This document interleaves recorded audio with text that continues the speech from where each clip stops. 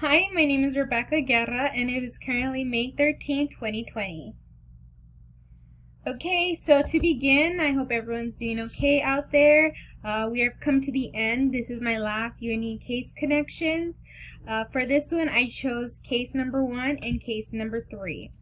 As for case number 1, we are given a question, which diagnostic would be the best to distinguish between a urea cycle disorder and a beta oxidation one. And so to begin with, this case starts off with a newborn baby being normal at birth, but within 24 hours has developed lethargy, hypothermia, and apnea. The urea cycle disorder is an inherited deficiency that affects how one body removes waste that is built up from breaking down proteins. Infants that have the urea cycle disorder show no signs at birth, but soon after developing signs of lethargy, anorexia, hypothermia, seizures, and etc. In beta oxidation disorders, there are multiple defects in the fatty acid transport and mitochondrial beta oxidation. Going over the answer choices, plasma glutamine would be the best diagnostic to distinguish between the two disorders.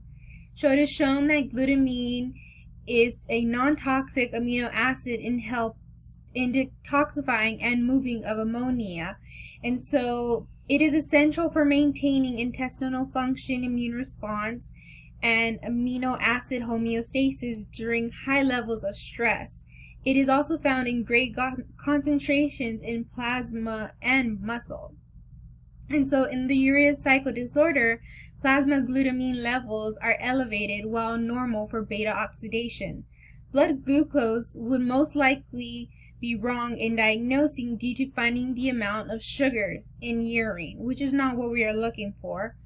In urinary acids test, they would conduct a test that measures organic acid metabolites in the urine that excludes test of air in the metabolism. And lastly, serum fatty acids would measure the fatty acids found in red blood cells.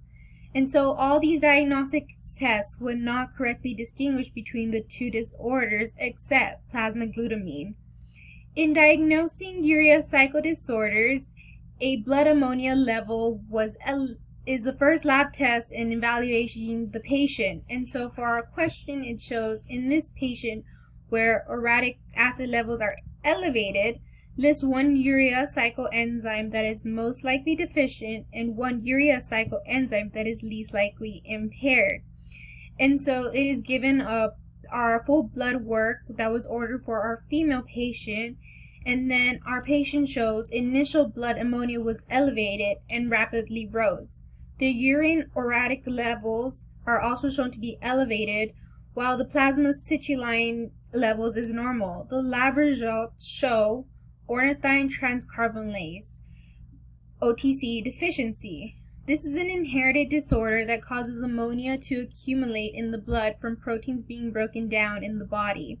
In OTC deficiency, the ornithine transcarbamylase enzyme is either damaged or missing, starting a specific reaction within the urea cycle. It is an X-linked disorder characterized by girls having mutations in both copies of their two X chromosomes genes. This can cause females to develop the signs of hyperammonia, lethargia, and apnea-like features, which is shown to be for our patient. Due to deficiency of OTC, carbonyl phosphate is built up in the mitochondria and pours into the cytoplasm. The pyrimidine synthesis is then formed, giving rise to levels of uric acid in urine. With uric acid levels raised, this helps distinguish between OTC and carbonyl phosphate synthase 1 deficiencies. And then here for our answer, this will show that the most likely deficient in urea cycle enzyme is ornithine transcarbamylase, and the enzyme least likely impaired is carbonyl phosphate synthase 1. And so this would be in conclusion of what I have diagnosed for our patient in case number 1. Okay, so for case number 3, our main question is, what is the best explanation for the presentation of gout in this individual? And please explain why the other choices are not consistent with the data, or what additional information you may need to decide on the root cause. So to begin with, we have a 47-year-old man. So our patient reports having increasing pain on his right foot and reports no trauma. According to the physical exam and laboratory findings, our patient becomes diagnosed with gout. Blood samples are drawn and a urinalysis is performed due to his diagnosis that can have several underlying causes. His findings show raised uric acid in plasma and decreased urinary excretion of uric acid, even though there is a raise in plasma levels. Gout can affect anyone, and it is commonly characterized of swelling on the big toe, similar to our patient. It does not need to be caused by trauma due to it being a complex form of arthritis affecting the joint, making weight a discomfort.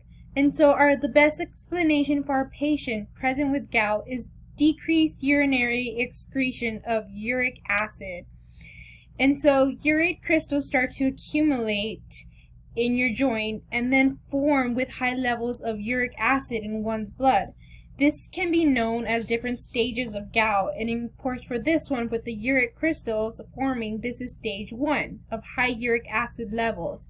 When it starts progressing, it moves on to stage 2, acute gout, which symptoms start to occur from having pain in the foot to having a certain pain in a certain joint. In stage 3, intercritical gout, periods of gout, you have periods of gout attacks. And so this can be caused from the main cause underlying in the big toe. You can start to have the pain cause from there or shoot up and have pain throughout the day, and it won't be like on a certain time, just starts happening random. And as for stage 4, chronic gout, the pain is more frequent. It's no longer in stage of attack. It's a constant underlying pain. And so everybody's body produces uric acid and is usually broken down by purines.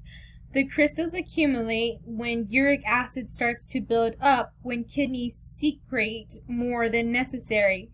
Due to the high plasma uric acid, it causes hyperuricemia, which is impaired by kidney disease. Uric acid is formed in the liver and excreted by kidneys and intestines. It is also known as the end product of purine metabolism. And so purines are consumed into uric acid that is then excreted in the urine. Plasma concentration is one key factor that helps regulate the increase of urate by the kidney.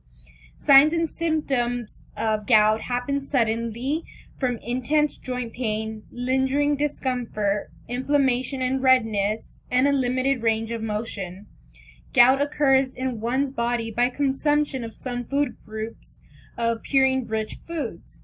And so a diet that is rich in meat and seafood with beverages that are sweetened also increase gout risk. As for our patient, he does tell you that he recently switched from diet soda to regular soda. So further discussion with the patient, he says he drinks between 4 and 5 liters a day. This can trigger gout attacks for our patient due to sugary sodas. The fructose found in most sodas enhances degradation of ATP, turning into AMP. Adenine monophosphate acts as the forerunner for uric acid, which enhances the synthesis of purines. However, in our patient, uric acid is formed by the opposite, with degradation of purines.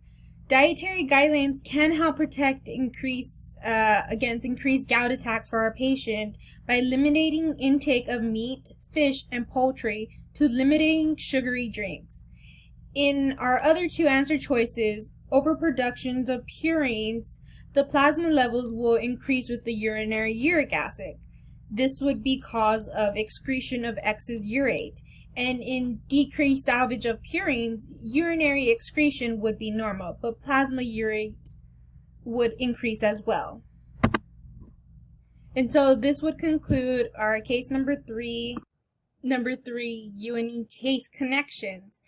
And so for that last one for case number 3, to help prevent gout, you can limit purine-rich foods by eating more low purine, avoid drugs that raise urine acid levels, maintain a healthy body weight, and avoid alcohol and sugary drinks. As for what type of food can be brought into your diet, you can try apples, fresh vegetables, and low-fat dairy products. Of course, you do want to stop drinking the sugary drinks and probably drink plenty of waters, which would help increase in your immune system and overall increase yourself to prevent these gout attacks from happening. And so in conclusion, this is my last UNE case connections. Thank you. That concludes case number 1 and case number 3.